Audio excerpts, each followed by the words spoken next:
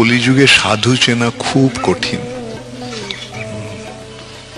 কেননা কথাটা ঠিকই বলেছে, রাবণও সাধু বেশে এসেছিল, সন্ন্যাসীর বেশে এসেছিল, কিন্তু উদ্দেশ্যটা কি?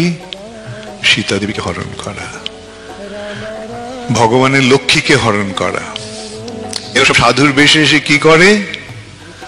ভগবানের সেবা করতে আসে না, ভগবানের লক্ষ্মীকে হরণ করতে আসে।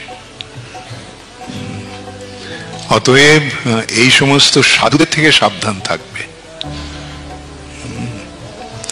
আর সেই জন্যই এরা কি খুব সুন্দরভাবে সুচন্দ্রটা বললেন, ওরা আসে সাধু সেজে, তারপরে চরমে কি প্রকাশ পায়?